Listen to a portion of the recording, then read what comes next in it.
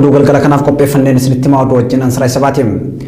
Oduu keenya jalqabaatiin ajajaa waraana bilisummaa Oromoo zoonii giddu galeessaa Sanyii Nagaasaa waboon qabsoo jabatti akka jiru himan. Sanyii Nagaasaa kana kan jedhan waraanni bilisummaa Oromoo zoonii giddu galeessaa mooraalee hedduurraa kaadhimamtoota barnoota waraanaa fi siyaasaa barsiisaa ture wayita eebbisiisetti. Waraanni bilisummaa Oromoo gola Oromiyaa maratti qabsoo jabaa adeemsaa jiraachuu kan himan ajajaan zoonii giddu galeessaa waboon akeeka qabsoo qabatee fiixaan baasuu qabsoo adeemsaa jiruun injifannoowwan hedduu qoonfachuu ibsaniiti jira. Waboon tarkaanfii humnoota mootummaa irratti fudhatuun cinatti gurmuu isaa jabeessuuf golee Oromiyaa hedduu keessatti qeerroowwan barnoota waraanaa fi siyaasaan leenjisee bobbaasaa akka jiru seeraniiti jira.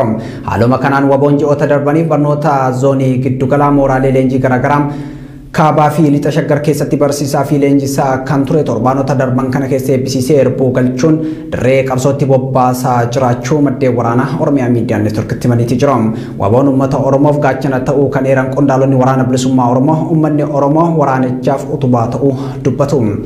Eebbaa zoonii giddu galeessaa bakkeewwan garaagaraatti raawwate kana irratti miseensa kuree hojii raawwachiistuu abaa waboo fi ajajaa waboo zoonii giddu galeessaa Sanyii Nagaasaa dabalatee qondaalonnii fi miseensonni waraana bilisummaa Oromoo akkasumas hawaasa naannoo fi keessummoonni kabajaa hedduun argamutu ibsame. Qondaalonni waraana bilisummaa Oromoo zoonii giddu galeessaa sirna eebbaa kana irratti argamuun haasaa godhaniin uummanni Oromoo waa hunda dursa tokkummaa isaa tiksee gama maraan qabsoo saba isaa cinaa hiriiruu akka qabu dhaamaniiti jiru. Hawaasa Oromoo biyya keessaa fi biyya alaa haala kam keessattuu qabsoo waraana bilisummaa Oromoo geggeessuu cinaa dhaabbachuun tumsa godhanis galateeffachuun keessattuu hawaasa waraana bilisummaa Oromoof da'oo ta'ee gurmuu waraana bilisummaa Oromoo jabeessaa jiruuf galataa guddatu malaaf jedhan qondaalonni abaa waboo. Waraanni bilisummaa Oromoo zoonii giddugalaa bakkee garaagaraatti eebbisiifame kun yeroo qabsoon Oromoo sadarkaa murteessaa irra gahee jiruu fi uummanni Oromoo tokkummaa hin daddaaqamne ijaarachaa jirutti miseensa waboo ta'uun marsaa seenaa qabeessaa fi adda kan isaan godhu yoo ta'u qondaalonni waraanichaa eeraniin booruma kanaan maqaa marsaa isaanis marsaa murtii tokkummaa jedhamu moggaafamu qondaalonni eebbaa kanneen irratti hirmaatan himaniiti jiru. Gootoon sirna eebbaa waboo zoonii giddugaleessaa oduu afaan Amaaraa booda isinii dhiyaata. Oduu keenya itti aanu naannoo guddicha Itoophiyaa Oromiyaa keessatti dhiittaa mirgaa namoomaa seerota idil addunyaa cabsan humnoota tika mootummaatiin raawwatamaa jiru hammaatee itti fufuu dhaabbilee mirga namoomaa fi falmitoonni mirgaa ibsan.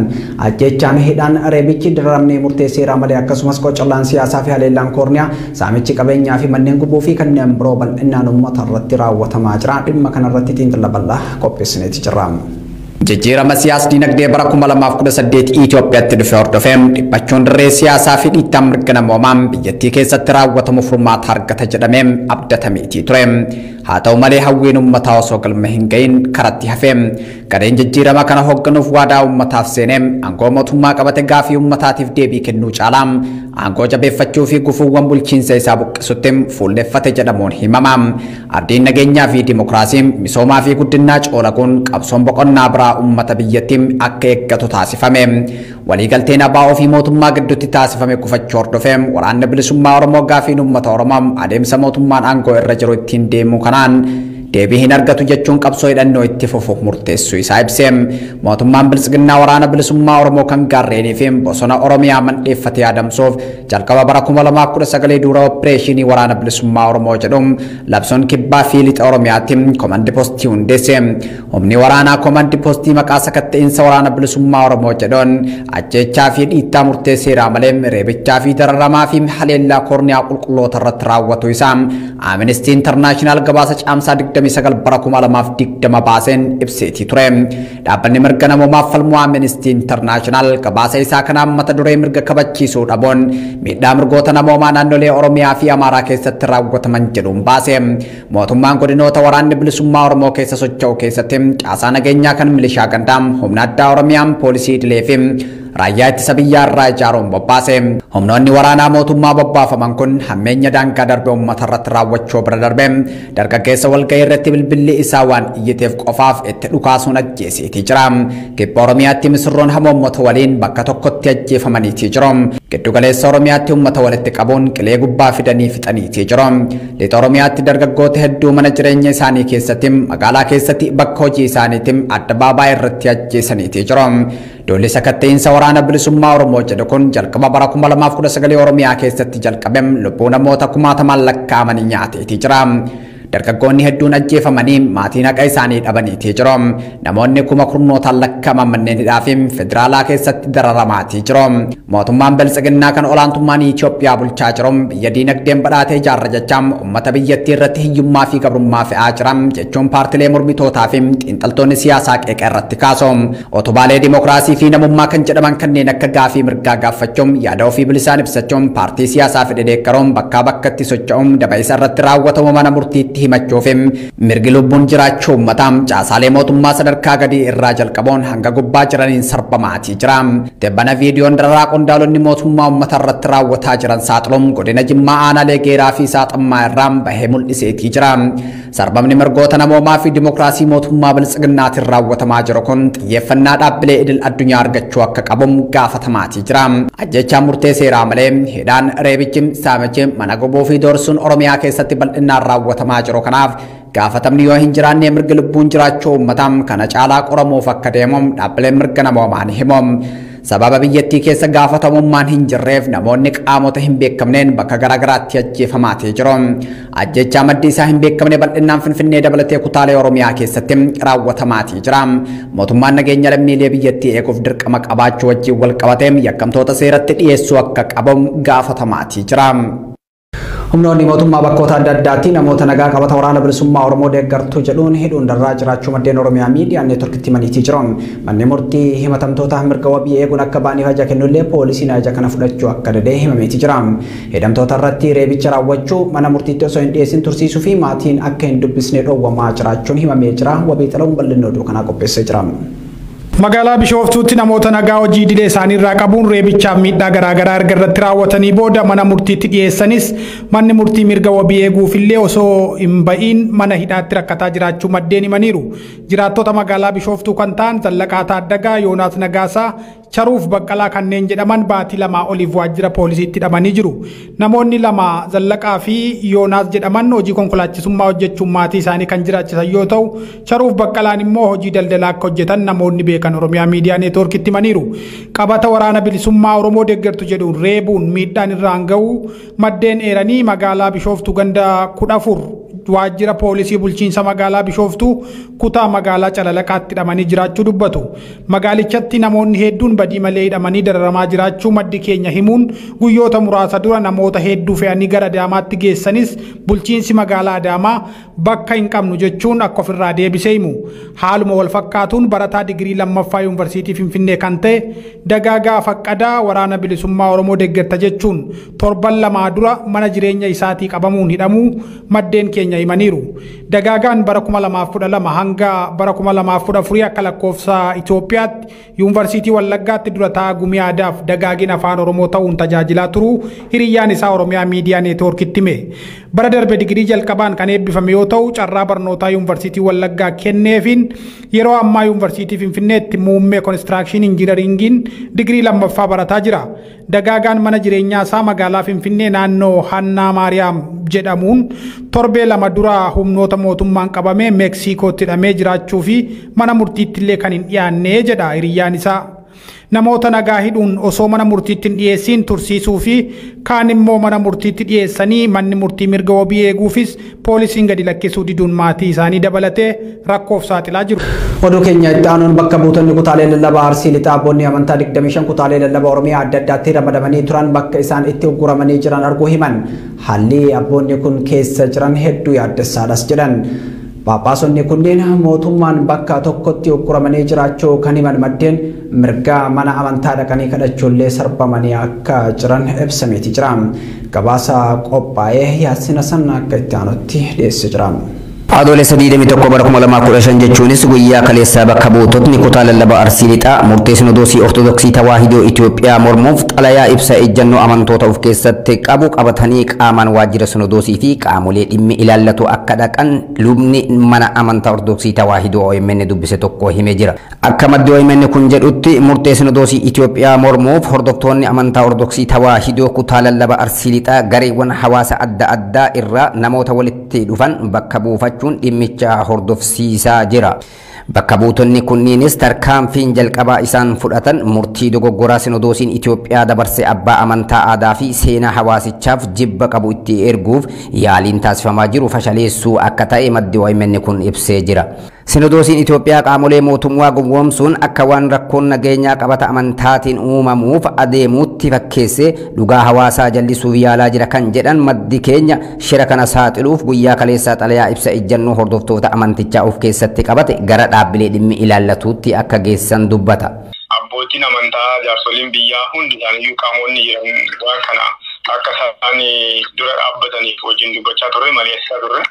Marii kanarra dhaabbatanii abbootiin kun immoo namni kun akka gara keenyatti hin dhufne jechuudhaan abbootiin amantaa dadaa jaarsoliin biyya hundi isaaniiyyuu Abuuna Naatanaa'el gara keenyatti akka hin dhufne nuti Bu'uuruma kanaan waajjira Sinodoosii Itoophiyaa dhaquun Phaaphaasiin haaraa karaa Sinodoosiitiin kutaa lallaba Arsii lixaaf ramadame Abuuna Naatanaa'el hawaasicha biratti jaallatamummaa akka hin qabnee fi seenaa ummatichaa xiqqeessuun madaa ummata Oromootti nama qoosu waan ta'eef kutaa lallaba Arsii lixaa isaan simachuuf qophii akka hin taane ibsineerra jedhan lubni kun abbi. Dawoo amantaa godhatanii jeequmsa kaasuu warroonni barbaadan gara keenyatti akka dhufne jechuudhaan ibsa ejjennoo mataa isaanii baafatanii jiru jechuudha. Abuuna Naatanaa'el gara godina keenyaatti akka isaan dhufne Phaaphaasiin godina muudame jedhamee gara keenyatti erguudhaaf ta'an Abuuna Naatanaa'el gara keenyatti hin dhufnee fi abbootiin hundi isaaniitiyyuu dura dhaabbannaa jedhanii qeerroon qarreen qaamonni jiran hundi isaanii magaalaa Shaashamannee keessa kan jiran akka nutti hin dhufne kan jedhuu fi kaleessas waltajjii turanii har'a ammoo gareen muraasni tokko gara Finfinneetti deemanii yaada kana hin morminaa jechaa jiru. Dabalataan inni muraamoo foorumii abbootii kan kutaa magaalaa Harufaa keessa jiranii